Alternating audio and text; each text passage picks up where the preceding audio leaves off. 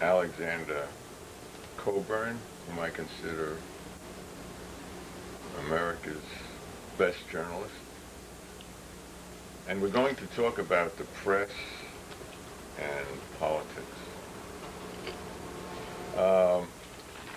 Alex has just published in the New York Press of April 15th an article called The Big Lie, which discusses the press in Clinton time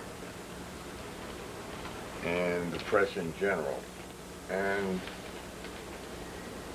I'll start by reading, I'll make him read the first paragraph. Oh. Hi, Tuli. That was nice, what you said about me. Only the truth, nothing but the truth. Okay, this is called The Big Lie. Sooner or later, usually sooner, most journalists want to belong. They want to be in good moral odor. They crave the blessings of the public and the respect of their peers.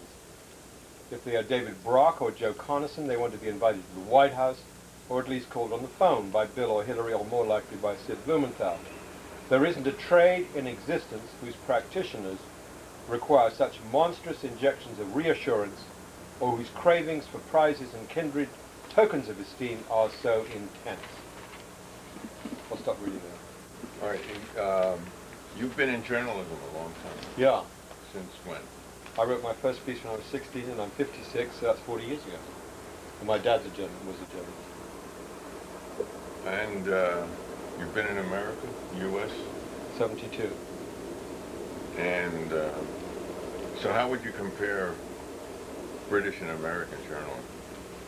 When I first got here, I was very struck how, when I first covered a presidential campaign in 76, that was the Carter campaign, and I was really struck how the American journalists, didn't seem to be drunk. Because in England, you can't go around with journalists, they're boozers. They're just drunk after about 11 o'clock in the morning, they're all drunk. And I was thinking about it, the American journalists didn't seem to be drunks. And you'd see them, they'd even go to bed, when you were in a campaign trail, many of them go to bed quite early. Well, why? Is the question. I know why. Actually, there is a great tradition of being drunk in American journalism. If you, a front page by, who was that guy? Oh. Chicago writer. Ben Hecht. Yeah, it was traditional, but I think the answer is now that in order to get a job on a newspaper, you have to go to journalism school. And in order to get into journalism school, you have to be, one, a fool, and two, well-dressed and middle class and everything else. That's so right. The profession has become more like being a graduate student who is assigned to report on certain. English journalists have very low self-esteem. They're regarded as scum. They regard themselves as scum. Good. And so they're drunk out of self-pity and remorse. Whereas in America, what you say, they have incredibly high feelings of well, deep down they know what they're doing is not particularly elevating occupation. But and so on the one hand, they like to think of themselves as performing an important function in the Republic.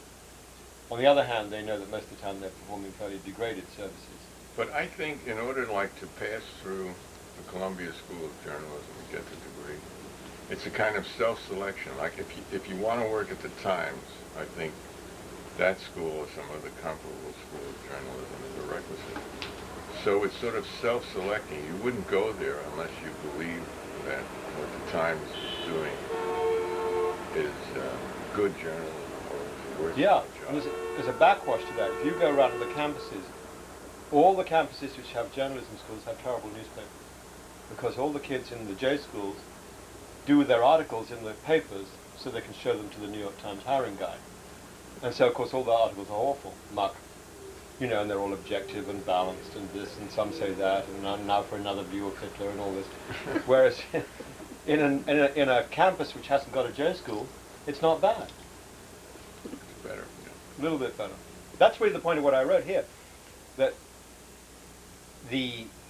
half the press they're under the illusion, they keep saying, if only we can get back to the real issues. As though the public really wants to read about, you know... As if they know what the real issues are. As if they would know what the real issues are. And then they have this, they invent this little scenario whereby the public is dying to read about the Chilean social security system. Whereas, of course, I said the public is actually eager to read scandal, of course.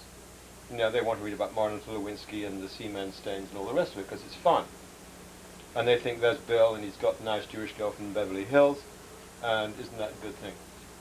And so here we have incredible pomposity from, here's an idiot called Walter Shapiro, who writes in USA Today.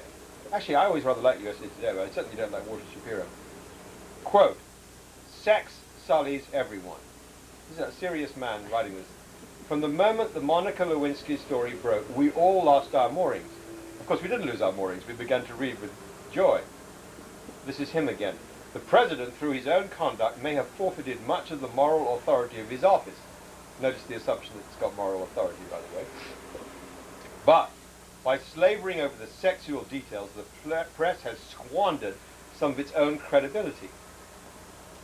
Too often the media has," the guy's semi-literate, doesn't even know that media is plural, "used hypocrisy as an all too convenient rationale for publicizing private peccadillos," which of course is what any newspaper should do.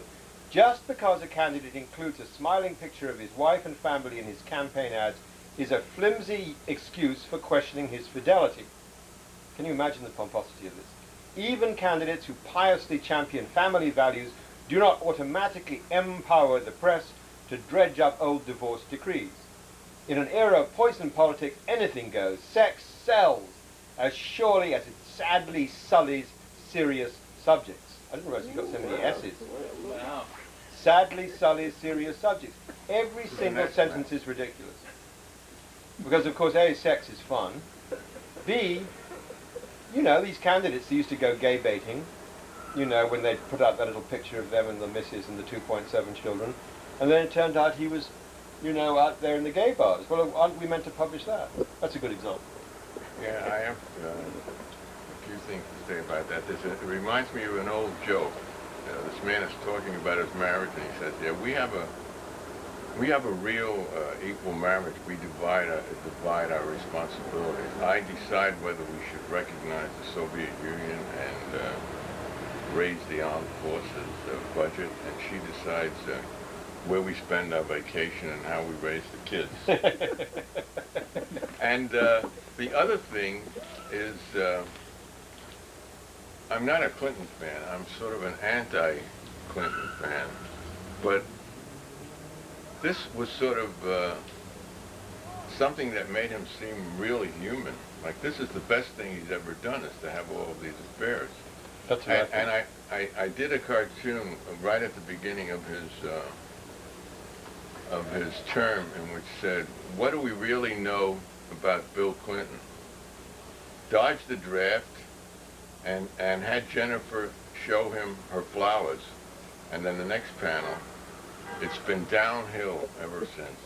Yeah. I once in The Nation, I said, one of the best things about Bill Clinton is he spent most of the 80s with his head between Jennifer Flowers' thighs. And The Nation readers, the letters poured in, they were horrified by this. Did you see her on TV? No. She's a wonderful woman. I love her. I loved her Yeah. book. And The Nation readers said this is the most disgusting thing we've ever read. And I said, actually, it's the best thing about Bill Clinton, just like you. The best thing.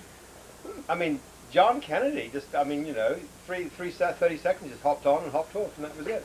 And Bill, you know, he was considerate. Jennifer Flowers, a really thoughtful guy, you know.